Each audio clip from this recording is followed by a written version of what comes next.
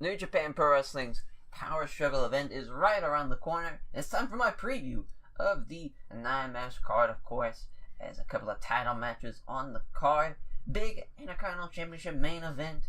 But first, we must run down to the entire card as 8-man tag to start this one off, as Sabarino Jr., Volador Jr., Tiger Mask 4, Juju Thunder Liger of Team Number 1, taking on Toa Henare, ACH, Chris Sabin, and Ryusuke Taguchi as Team Number 2. Hopefully Team 1 gets the win here, as Team 2 is a bunch of thrown together fellas. You know, ACH and obviously Ryusuke Taguchi is Super 69, but Sabin, he's just kind of there. Toa Henare, he's just kind of there. Whereas it's two teams on the other side, at least, you know, and you got Sabarino Jr., Volador Jr. is Team 1, and Tiger Mask 4, and Jushin Liger is the other team. So that would be very helpful if Team 1 does get the win. Volador Jr. is the fucking man. I love the dude. I was so happy he was in the Best of Super Juniors last year. Sad he was not in it this year, but at least he was in this little Super Junior Tag League that they had for the Row 2 show. As the next match, we have a 6-man tag. Kushida, Toga Makabe, and Tomoyama taking on the Bullet Club OG's team of the Girls of Destiny, Tama Tonga and Tongaloa, and Robbie Eagles, the newest member of the Bullet Club OGs, as he was announced during the last big show that I reviewed, as it was just kind of like announced on commentary. He didn't really have like an angle or anything, so he was part of the Junior Tag League as part of the Bullet Club OGs with Taiji Shimori.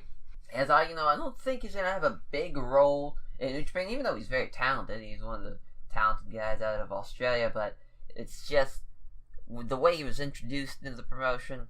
Feels like this is going to be his last tour for a while, and maybe he'll come back again for next year, or maybe even the Best of Super Juniors run. Who knows, really.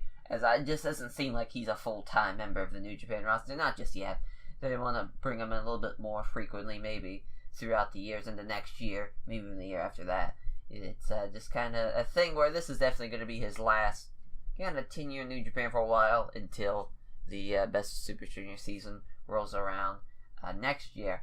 As far as who's going to win this, obviously, it would make sense Hanma and Makabe get the win, though I think they're going to win the tag league. That's just kind of my thoughts, and they're going to face GOD at Wrestle Kingdom, but here they could set up something for that, maybe get a win, or even Robbie Eagles and Kushida could do some cool shit. Maybe one of those two guys gets involved in the finish. Either way, actually interested to see how this plays out. You're seeing how Robbie Eagles takes on Kushida, how they interact, and GOD and GBH interact between the two teams there. And the next match, a heavyweight tag team match between the two stables. Interesting that they never really book these types of matches as often as they maybe should, as Kazuchika Okada and Beretta of Chaos taking on Jay White and Bad Luck Fale of Bullet Club OGs. Interesting to see how Jay White and Fale interact as a tag team. Obviously the two never really been on the same team before until this match happens.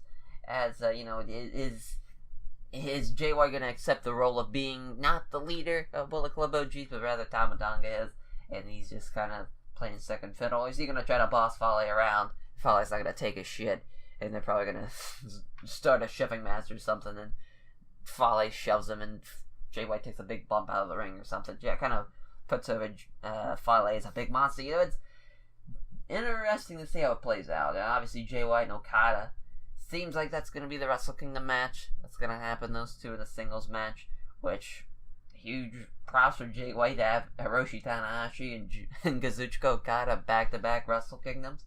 Sure, he's probably going to lose both of them, but fuck it. He's getting the matches. He's getting the big-time matches. You can't blame him for that. I'm sure his performance in this Wrestle Kingdom is going to go a lot better than his last Wrestle Kingdom.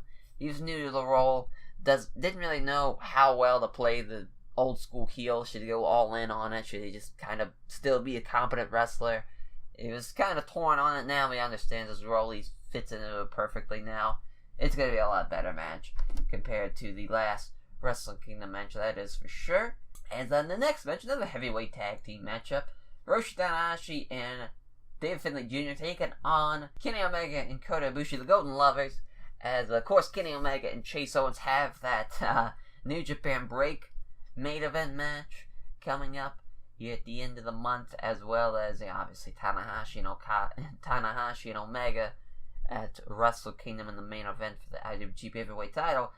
That kind of just leaves Kota Ibushi as a lone man here. As interested to see kind of how he does in this match, because he doesn't have anything planned so far for Wrestle Kingdom or anything like that. Even the tag league, obviously Omega's not going to be in the tag league with Kota Ibushi, and not going to be in there since he's already in the main event of Wrestle Kingdom. So Kota Ibushi's kind of a lost man here. You know, he's got nothing going on for this month, for next month, and for the Wrestle Kingdom show. So here, you know, I really hope he doesn't get wasted on having a David Finlay match at Wrestle Kingdom. That would suck. Definitely would be a lower standard to what Kota Ibushi deserves. But here, you know, obviously you have Omega has now two guys that either way is going to build into the match with either the New Japan Break match or the Wrestle Kingdom match, which I don't think they're going to have Tanahashi and Omega in there too much. Would kind of be awkward to give away so much so early going into the Wrestle Kingdom match. They probably want to keep away from each other as much as possible up until the Road to Wrestle Kingdom show. As the Super Junior Tag League Finals, of course it's a fucking 6-man 2v2v2 match. God damn it, it's Roppongi 3K taking on Bushi and Shingo, taking on Yoshinobu Kanemaru and El Desperado. Okay, New Japan, you have this idea, we're gonna have a Super Junior Tag League. Okay. And what, it had 8 teams maybe? 3 of them in the finals now? Come on. I thought we were past this fucking 2v2v2 junior tag shit. So here, there's 2 thought processes here. They either want to protect Shingo and Bushi, which I get. New debut in Shingo. Shingo's the fucking man. You want to protect him. You don't have him take the fall here if you don't want him winning the Super Junior Tag League. And also you have the champions, which have no right to be protected. They've been the champions now for 300 some odd days. Let them have a lose here. Let them lose here and have them lose at Wrestle Kingdom. It's okay, New Japan. It's just fucking Yoshinobu Kanemaru and El Desperado. It's not the end of the world.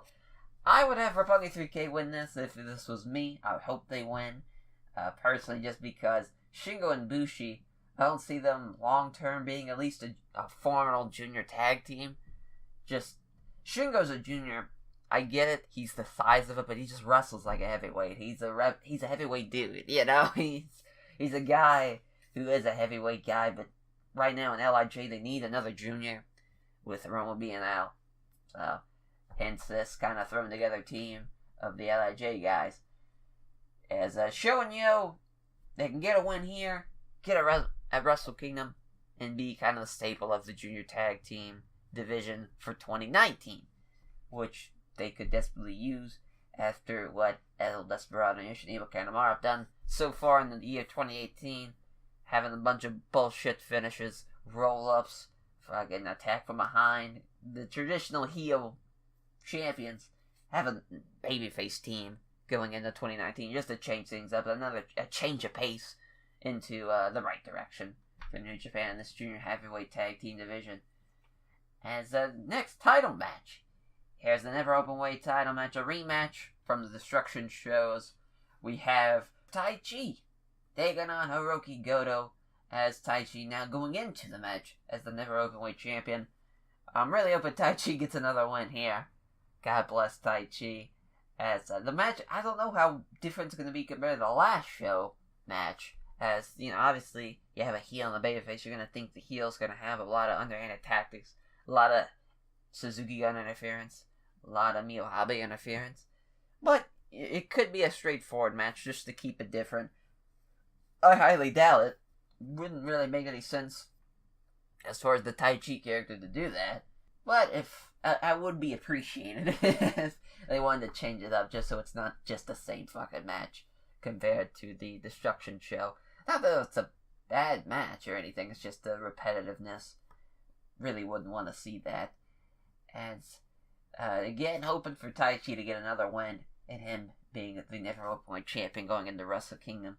That would be awesome. As the next match, Tetsuya Naito taking on Zack Sabre Jr. I'm going to call this the unofficial #1 contenders match for the IWGP Intercontinental Championship, as whoever wins this match is going to be going into Wrestle Kingdom against the Intercontinental Champion. That is for sure. And I think it's Tetsuya Naito. I think Naito and Jericho, they'll do the rematch from Dominion, make it a big time match. And because really, Tetsuya Naito, I've said this since Nakamura left New Japan way back when, 2 years ago. Naito really filled the role that Nakamura left as the IWGP Intercontinental Champion guy. You know, it's his belt. It's kind of, he's, for some odd reason, Gedo never wants to put the belt on him for longer than 60 days or whatever. So the Intercontinental title, it's his belt. He have it for a long reign. And really, you know, it's safe to say they fucked up not putting the belt on him and him beating Okada at Wrestle Kingdom 12. They really fucked that up. Because he had, I wouldn't say a lackluster 2018, but it definitely was a dip in the wrong direction. Sure, you had great little mini feud with a guy like Yoshihashi. You never really have a feud like that against Tetsuya Naito. And the Dominion match was crazy against Jericho. But as New Japan Cup lost in the first round against Zack Sabre Jr., he had a kind of piss poor G1, lost to Omega in the opening night. He kind of lost a lot of big time matches.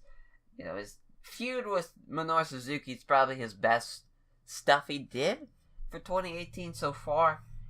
So here, he can at least end it on a positive note, beat Zack Sabre Jr., go into Wrestle Kingdom in 2019, get a win over Chris Jericho, and become the new Intercontinental Champion. Have a nice reign with that. Since they don't want to put the fucking belt on him, the heavyweight title belt on him, might as well just use that Intercontinental Championship for all it's worth. Hold it for a shit long time, and just be the goddamn man. Because I've given up. I've given up on hope on him having an actual reign as an IWGP Heavyweight Champion. That's worth a shit. So there's that. As the next match, co-main event for the Rev Pro Heavyweight title, Tomohiro Ishii versus Minoru Suzuki. This is going to be awesome. I'm very excited to see how this plays out. Obviously, it's not really for a belt that matters for New Japan standards, at least. Rev Pro, they've had title matches in the past, whether it be at Wrestle Kingdom or here, like a Power Struggles. Bobby Fish and Katsura Shibata, I think, had a Rev Pro title match before. It might have been Kyle O'Reilly. It was somebody from Red Dragon versus Katsura Shibata. And really, other than that, it's never really been done on New Japan often, but they use it. They do it from time to time. Same thing with the Ring of Honor World title. And I'm excited to see how it plays out, though. Obviously, Tomohiro Ishii and Minoru Suzuki, they've been building up to this singles match for a long time now. And now we get it here at Power Struggle in the co-main event. I mean, this has the potential to be match of the night. These guys are going to kill it. They're going to kill each other. It's going to be brutal, but it's going to be awesome. And I can't wait to see how it plays out. As far as predictions goes, I do think Ishii's going to get the win. Minoru Suzuki had the Rev Pro title for a bit, and then Tomohiro Ishii beat him for it. Now they're having the big match here at New Japan. As, Tomohiro Ishii, it has been really put over well at Rev Pro. He had that kind of mini series with Keith Lee. That was fucking awesome. Which was kind of weird that happened at Rev Pro. Obviously, a guy from Texas, a guy from Japan, having a match in the United Kingdom for a belt. And it was fucking awesome, every match they did. It's just kind of weird how wrestling sometimes works like that. But I just think Ishii is more going to be prone to be booked more for Rev Pro than Minoru Suzuki is. But Suzuki's been booked there a lot too. They did Suzuki Matt Riddle over there during that same show that Keith Lee and Tomohiro Ishii happened. So both guys get booked pretty well often in Rev Pro, so really, it really is a 50-50 type of deal here, but just with Ishii just now getting the belt after Suzuki had the belt, it makes sense that he'd at least keep it a little bit longer. As the main event, IWGP Intercontinental Championship matchup, the champion Chris Jericho going up against Evil here, as, the first time Jericho's wrestled on a non-Dominion, non-Wrestle Kingdom show for New Japan, so that's a big deal. Sure, he's a part-timer in New Japan, and the purest of New Japan are like, goddamn part-timer, main event in a New Japan show, but really there's no other kind of match that I would want more to be the main event of this show than this. Or you could say, a Kazuchika Okada Jay White singles match, but I'd rather have this, personally. Just the way that's kind of slowly been built up to with, the past 2 times Chris Jericho's appeared in New Japan has been attacking Evil, and really their last segment was so well done. And Jericho's really, in my opinion, he's the best heel in the world. He's been tremendous this run as just a fucking crazy bastard. There's other way to describe it. The dressing up as different characters and attacking people from behind. The fucking it's old school, man, and it's so awesome. I've talked about it before. It's that war Jericho, or he just says motherfucker every other word.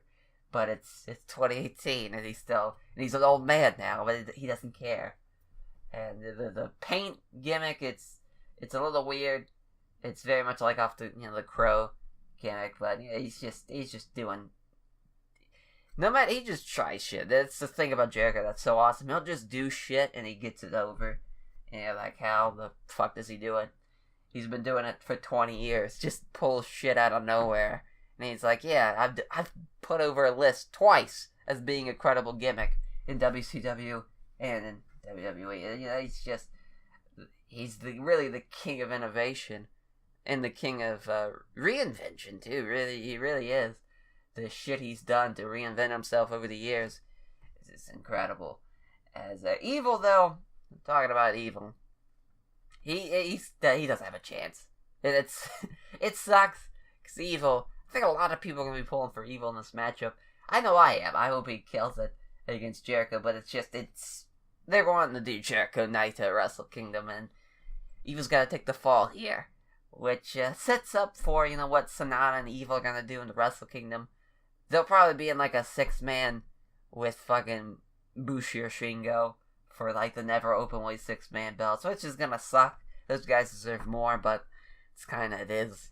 It is what it is. I don't think they're gonna win the tag league for us, not an Evil. So we'll look for that. They'll have a 6-man. They'll be in the 6-man tag gauntlet match, which it sucks, but that's the thing with New Japan, man. They have so many talented guys.